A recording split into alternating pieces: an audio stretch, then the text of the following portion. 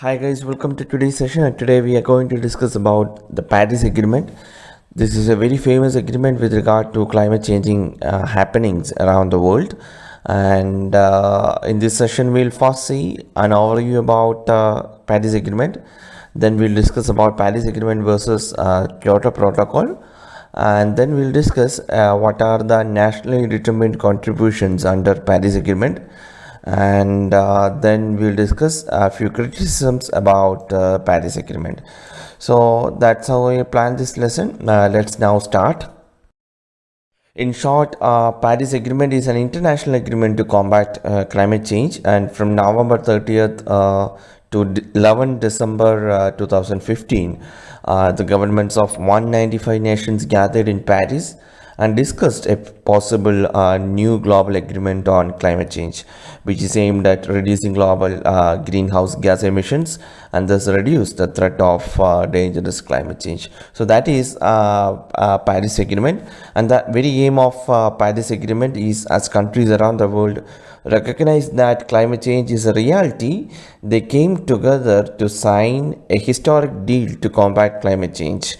And the aim is that to keep the global temperature rise this century well below 2 degrees Celsius above the pre-industrial levels, and to pursue efforts to limit the temperature increase even further to 1.5 degrees Celsius, and also to strengthen the ability of countries to deal with the impacts of climate change. So that is the aim of the Paris Agreement. And a few things to note. That is, the key vision of Paris Agreement is to keep global temperature well below 2 degrees Celsius above pre-industrial times, and also endeavor to limit them even more to 1.5 degrees Celsius. And Paris Accord talks about limiting the amount of greenhouse gases emitted by human activity to the same levels that trees, soil and oceans can absorb naturally, beginning at some point between 2050 to 2100. And it also aims it also mentions the need to review each country's contribution to cutting emissions every 5 years, so they scale up to the challenge. So rich countries should help poor countries by providing climate finance to adapt the climate change and switch to renewable energy. And the Paris Agreement has a bottom-up structure in contrast to most international environmental law treaties, which are top-down. The agreement is binding in some elements like reporting requirements, while leaving other aspects of the deal, such as setting of emission targets for any individual country, as non-binding. So that is an overview about the Paris Agreement. Now we will discuss what is Paris Agreement versus Kyoto Protocol.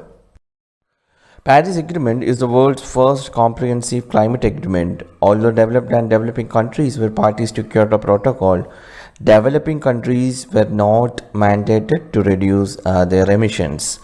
And this means that while Paris Agreement is legally binding to all parties, Kyoto Protocol was not. And the Paris Agreement was reached on the 21st session of Conference of Parties, and the 11th session of Conference of Parties serving as meeting of the parties to the Kyoto Protocol.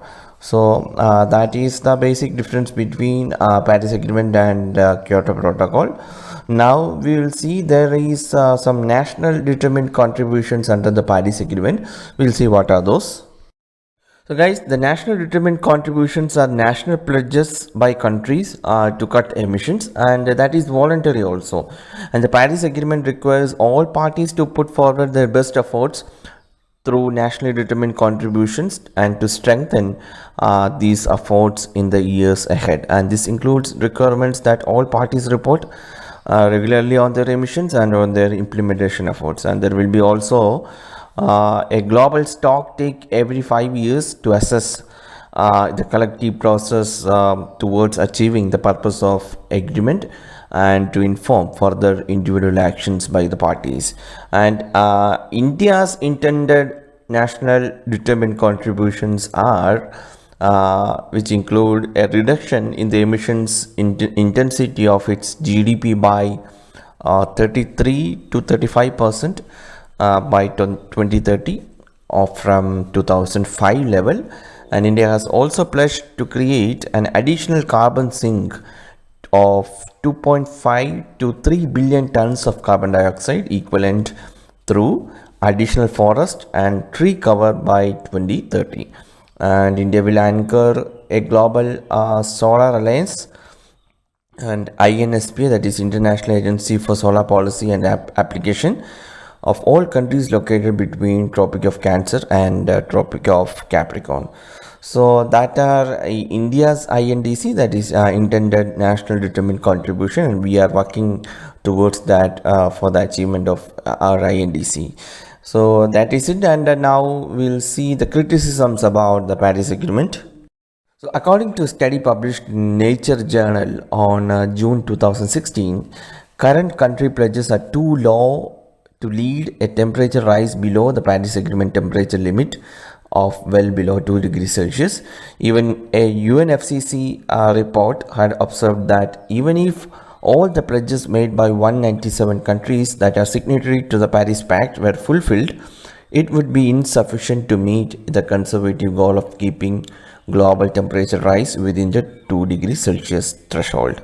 So that is a criticism, and most of the agreement consists of promises or aims and not firm commitments, and the starting point of $100 billion per year remains under 8% of worldwide declared military spending each year. Since the only mechanism remains voluntary national cap on emissions, without even any guidance on how stringent those caps would need to be, it is hard to be optimistic that these goals are likely to be achieved. There is only a name and shame system or a name and encourage plan, and the contributions themselves are not binding as a matter of international law. So that are the criticisms against Paris Agreement. That is, there is no firm commitment towards achieving the goals of Paris Agreement from the countries involved in this agreement. So that is it. That's all about the Paris Agreement, guys. We'll meet tomorrow with another lesson. Thank you for watching this lesson.